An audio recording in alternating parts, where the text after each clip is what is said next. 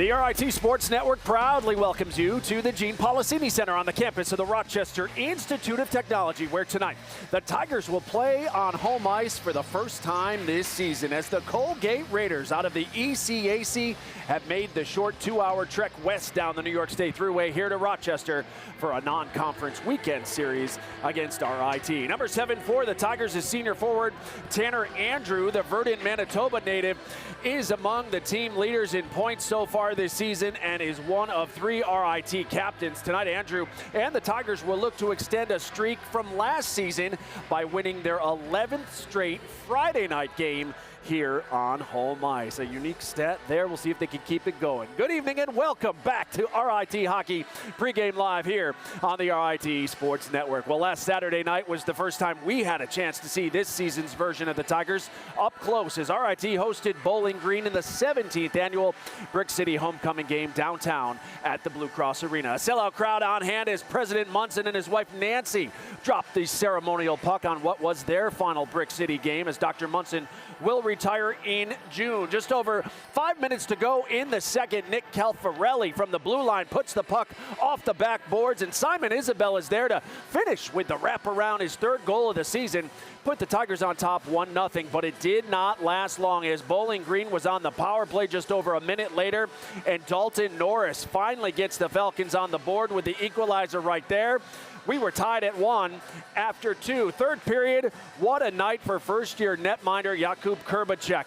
The save of the year so far right there as he dives and gets a glove on it. Take another look at this. The hesitation by Ryan O'Hara of Bowling Green may have helped, but what an effort by Kuba to make that stop. We would go to overtime. Tied at 1 last Saturday night. Final minute, Tigers with a chance. Tyler Fukakusa's shot denied, and here comes Bowling Green on the rush the other way. A 2-on-1 develops as Gustav Sternberg fires it past Kurbacek for the game winner. Bowling Green stuns the Tigers and the over 10,000 on hand following a 2-1 victory in overtime. Jakub Kurbacek finished with 43 saves, the second most by a Tiger first-year player at the Division I level since Josh Watson stopped 45 in a game back in 2011. Simon Isabel's 3rd goal of the season ties him for the team lead with Dimitri Microgiannakis. Tigers power play continues to struggle as they went 0 for 3 last Saturday night, and the loss is RIT's first homecoming defeat since 2014, snapping an 8-game unbeaten streak. Well, it's back to work tonight for RIT as they resume non-conference play against Colgate, a team that has staggered out of the gates to start the year at just 1-4-1. The Raiders' only victory coming against RIT's AHA rival Sacred Heart. With more on the Tigers tonight's matchup with Colgate, our John DeTulio is live now with RIT head coach Wayne Wilson. John? All right, thank you so much, Kevin. I know, Wayne, you weren't happy with the result last weekend. What was the message this week to your team? Well, I thought I guess it's hard to explain, but competed hard, but we lost a lot of one-on-one battles. Okay. So we got to win one-on-one battles. I thought that was the difference in the game last weekend. I mean, tight games. We gave up 1 goal in regulation. We're not giving up a lot of goals, but we do have to score goals. Power play is going to be a part of that as well. But we've got to generate some offense, get some excitement on the bench. Power play, like I said, it's got to get themselves going here. We haven't had a lot of opportunities on the power play either, which is kind of strange, or power plays have been interrupted with penalties where we've never had full power plays. What are you learning about your team? I know you said at Christmas, I'll tell you how good we are, but what are you learning here through the first few weeks? Well, you know, every game's going to, you're trying to learn something more about your team and trying to get better with your team.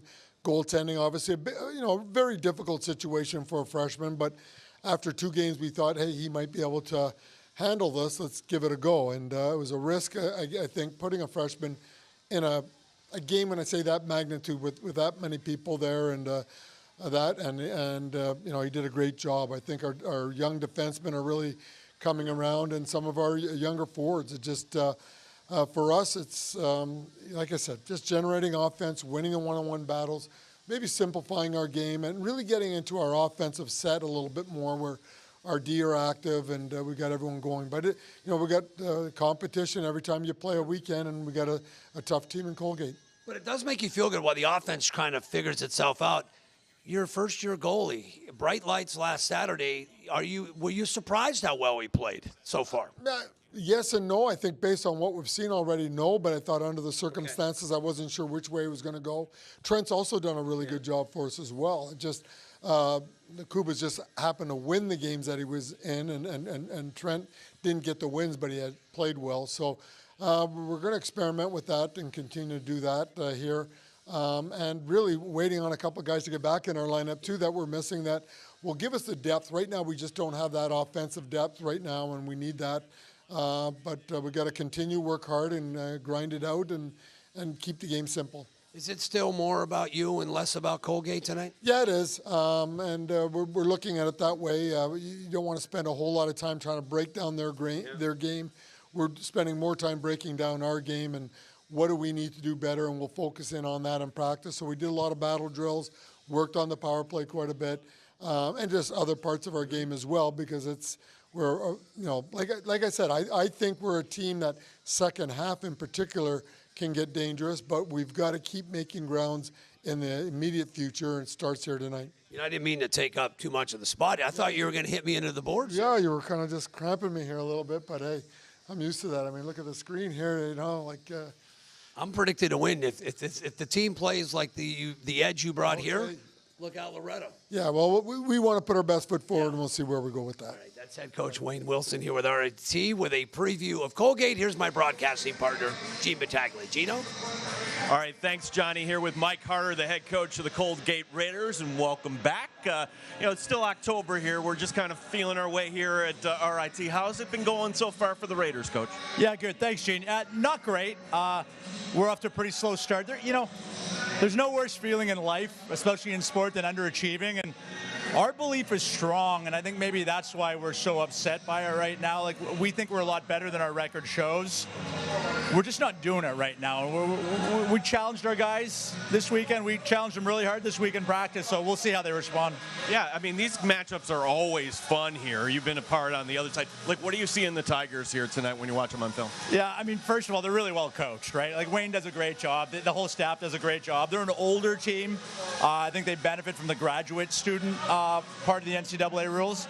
We don't, which is fine. It's not an excuse, but they're a strong, old, mature team, and super smart kids. So, yeah, they're going to be really good.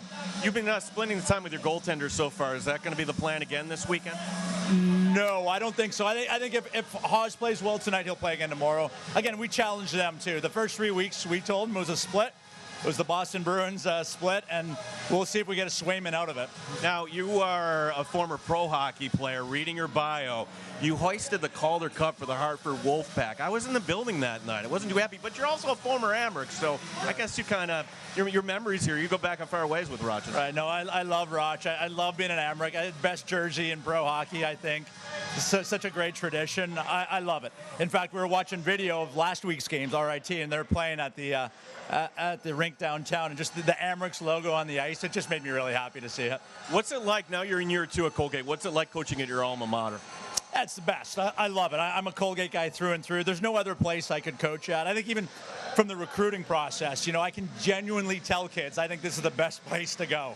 And I mean it. And I think they sense that I mean it, and they can feel it. And so it's a pretty good feeling. Mike, thank you for your time. Good luck here tonight. Thanks, Gene. I appreciate it. That's Mike Harder, the head coach of the Colgate Raiders. Kevin, back to you. All right, Gene, thank you so much. Coach not pulling any punches, saying we've not been great. We'll see how they fare tonight against the Tigers. Well, Jakub Kurbacek has shined in net for RIT in 3 appearances so far this season. Last Saturday, he became only the 4th Tiger, first-year goaltender in the Division I era to compile 40-plus saves in a game since Logan Drackett did it against Northeastern in the 2017 Brick City game. So no surprise, number 1, back in the net for RIT tonight. The Czech Republic native is quickly climbing the national rankings with his superb numbers so far this season.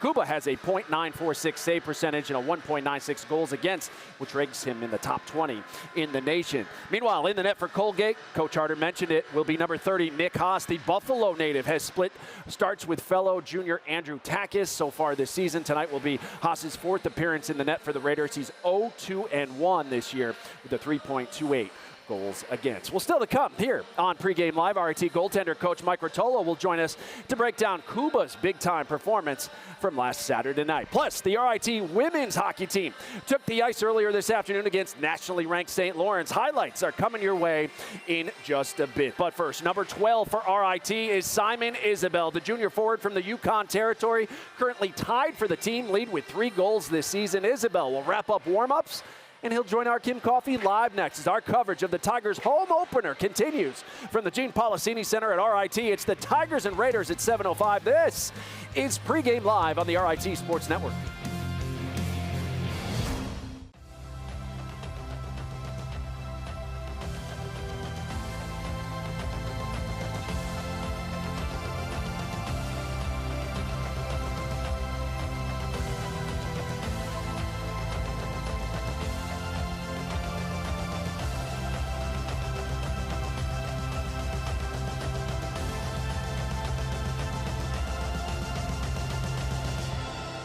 Oh, a great memory there. The Tigers adding to their illustrious history with the 2024 Atlantic Hockey Championship. Of course, tonight is the first time we've been back in this building since RIT hoisted the Jack Riley Trophy following that victory over AIC back in March. Tonight it's RIT in Colgate.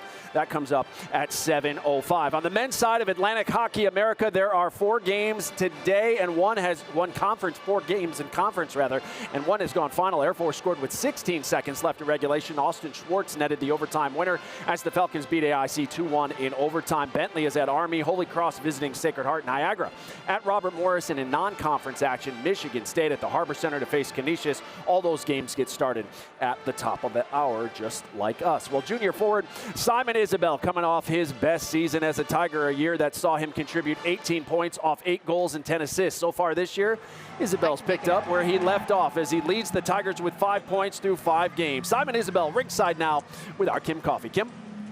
Simon, technically you guys were the home team last weekend, but you were playing in a different building, not in your normal routine. How good does it feel to be back here at the Gene Policini Center for the first time this season? Yeah, it feels really good. Being in our home dressing room, it just changes everything. We feel comfortable, and we feel comfortable practicing every day here too, so yeah. You guys drop a close one in overtime last weekend. What did you learn from that loss, and what have you guys been working on this week in terms of preparing for Colgate? We just got to play harder. Coach Willis was telling us we were playing a little too soft, especially in the corners, losing battles. We didn't really help out Cuba out there. He played a really good game, and he was probably the only reason why we were still in the game. So we just got to play harder tonight. What do you have to do to get out to a quick offensive start tonight? Just get pucks deep, play simple, and put the puck on the net. We never played these guys, so we got to test that goalie early, see what happens. What are you expecting to see from Colgate? What kind of game are you prepared for? I think they are a fast, big, and physical team, so we just got to play faster than them because we are really fast as well. And yeah, that should do it. Simon, good luck tonight. Thank you very much. Kevin? All right, Kim, thank you so much. We're happy to be joined by former Tiger netminder and current RIT goaltender coach Mike Rotolo here on Pregame Live. Okay, I said last week you didn't have a number 1 goaltender yet. Right. The way Kuba's played in 3 games so far, especially last Saturday, he's making a strong case for that spot, isn't he? Yeah, he is. It's still early in the season, right? They're all young. You know, Trent comes in with some experience, obviously previously in D1, but you can't take away what he's done so far this year, especially last weekend. Like Simon just said, he was the only reason that the Tigers were in that game. And he's going to get the nod again tonight, right? Yeah. So he's going to continue to roll off that. This will be his 3rd start in a row. And obviously we need him to be big again tonight to have another chance to win the game. Wayne says nothing surprises him anymore. He's been doing this for so long. But were you surprised how Cuba was able to handle the pressure, the situation in that arena, sellout crowd, and everything that Brick City brings? Yeah, I mean, it was incredible. I talked to him before the game, and, you know, he's so young, and he doesn't know all the nuances of RIT hockey, right? So I was explaining to him the corner crew, the band, and he was so enamored by everything that it was really cool. And you could just tell he has that calm, cool composure. So I don't think he really gets rattled by the moment and what's going on around him. He really just hones in on the puck, and his job is to make saves, and that's all he focuses on. Yeah, it's a great way to approach the game. You know, he made 43 saves last week against Bowling Green. One of them, though, stole the show. And let's take a look at it now. Mike, take us through this save by Cuba here in the 3rd. Well, yeah, I mean, it's really just an effort play, right? So the puck is low here. He's in really good position, and what I don't think he sees is the puck, or the guy backdoor here.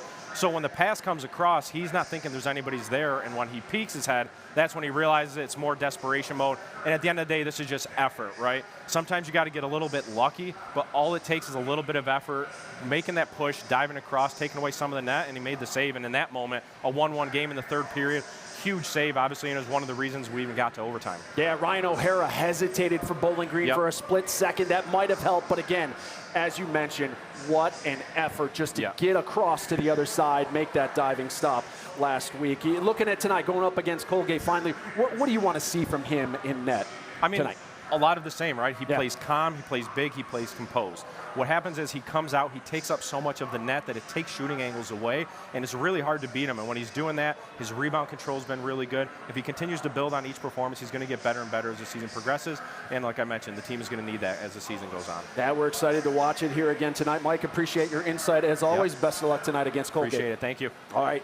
Meanwhile, the RIT women's hockey team is off to its best start in a decade. The Tigers entered the day at 5-2-1, having already beaten a Frozen Four team from a year ago. Today, another challenge, though, as the Tigers opened a series on home ice against 6th-ranked St. Lawrence. We have the highlights. Sarah Coe leading RIT out on the ice this afternoon. Coe unbeaten in 4 starts so far this season. First period, under 5 minutes to play. The Saints on the attack, and Abby Heel beats Coe. St. Lawrence led 1-0 after the first 20 minutes. Second period, trouble early for the Tigers. Coe stops the initial shot, but Taylor Lum right on the doorstep to put in the rebound. Just 1:17 into the second. It was 2-0. Saints. Then just 1:32 later. A minute 32 seconds later, Saints keep it in the zone, and Allie McLeod scores part of 3-goal period for St. Lawrence. They led 4-0 after 2, but in the third, RIT finally gets on the board thanks to Brawin Kangzar, her second of the season, but it wasn't enough today. Tigers fall by a final of 4-1. As we look inside the numbers, RIT now 5-3-1 on the year as the Saints outshot them 33-23. The Saints had 4 different goal scorers. All came even strength as both the Tigers and Saints could not capitalize on 2 power play opportunities.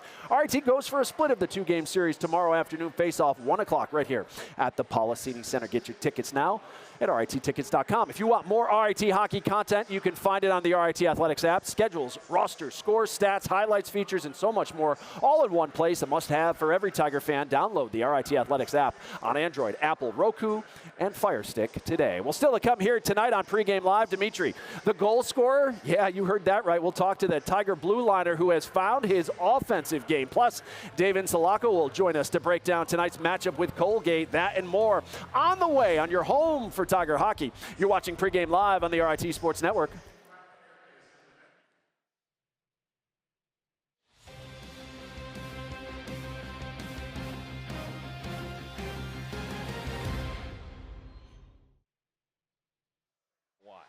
Gerdukas back up top to the high slot.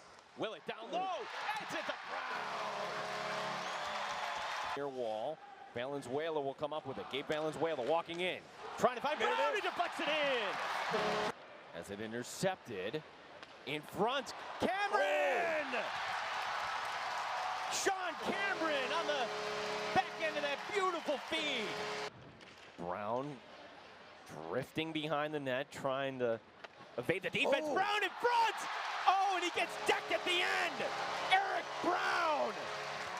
Brown coming up with it, feeds it back to Valenzuela. Valenzuela, far side to Brubaker. Feed it front, there it is! Throw your hat on the ice!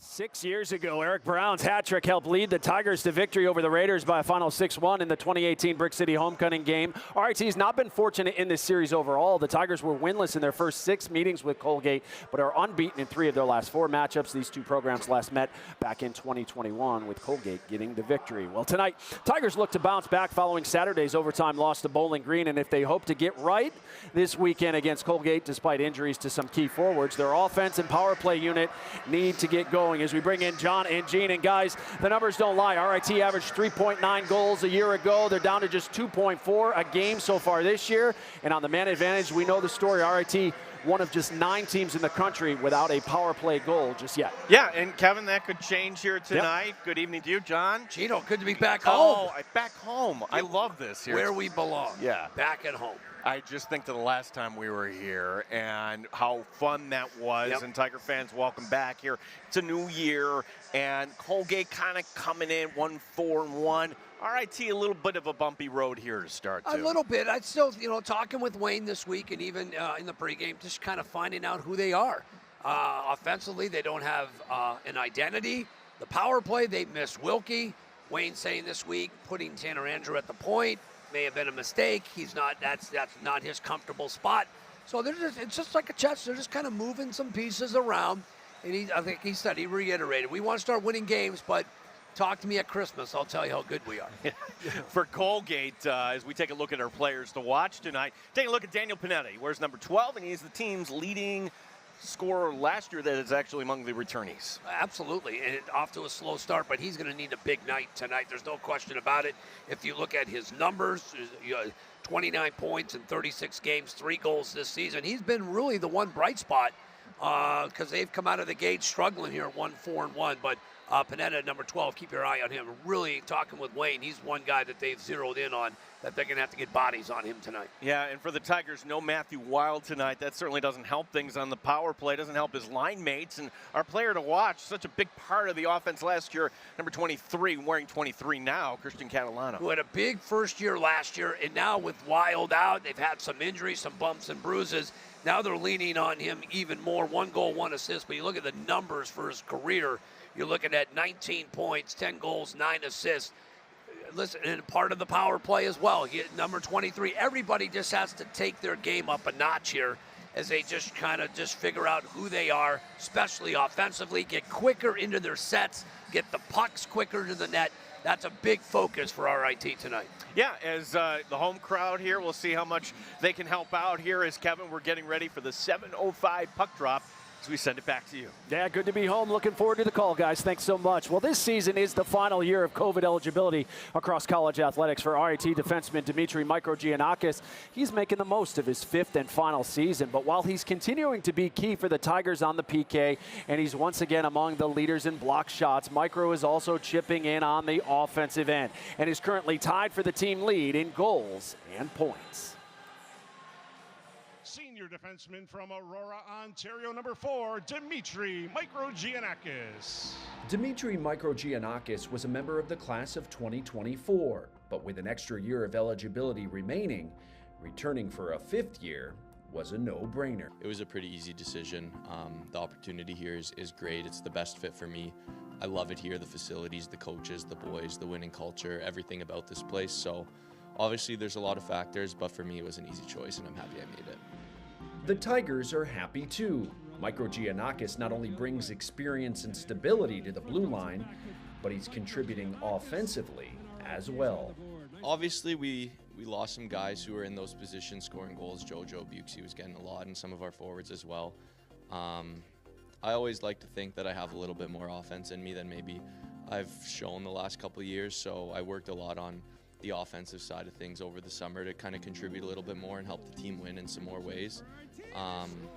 But I mean, I wouldn't say I've had to fill that role necessarily. I think with their departure, he really kind of seized an opportunity, and we talked about that, players stepping up to fill roles. He's been able to do that as well, and based on the start of the season, as obviously, I think he's got 5 points now in his first 5 games, so I think he's really taken a step forward here in that direction, and has still maintained his penalty killing and his blocking shots and the grittiness that comes with the game. So he's really supplying us with the best of both worlds right now. Microgiannakis credits his former line mates for helping enhance his offensive skills. Those guys, obviously their offensive side of the game was really solid, and I learned a lot from them. After practice, asking Jojo, hey, like, how'd you make that move? Can you help me out with the footwork of that? Or in the summers, we skate sometimes and working together. So I got to learn a lot from those guys. But I'm still my own player, obviously. They helped me a lot with my growth, and I'm just looking to be my best. Microgiannakis could have moved on after the Tigers finished on top of Atlantic hockey last season, but the opportunity to do it again is one of the reasons he's back.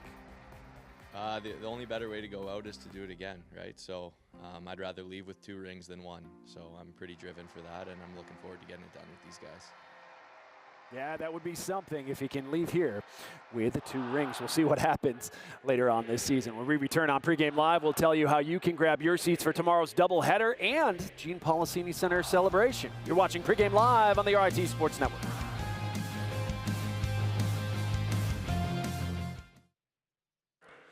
Back here on Pregame Live, Tigers and Colgate Raiders meeting for the 11th time in the Division I era. The Raiders have been pretty good here in Rochester over the years, having beaten the Tigers in 4 out of 5 meetings in the Rock. Don't forget, we will be back with you for the finale of this 2-game series tomorrow. Our coverage of Tiger hockey begins at 4:30 with Pregame Live, followed by Face-Off at 5:05 exclusively here on Flow Hockey. Tomorrow, a big day here as well as we mark the 10th anniversary of the Gene Policini Center. Make sure you join us for RIT men's and women's hockey beginning at 3 with the women facing St. Lawrence 1, I should say. 1 against St. Lawrence, 5:05 for the men. And Colgate tickets are available at the Policini Center box office or online at rittickets.com. Well, that'll do it for Pregame Live. For those of you watching on the RIT Athletics app, we invite you to switch over to flowhockey.tv now as our coverage of RIT and Colgate continues.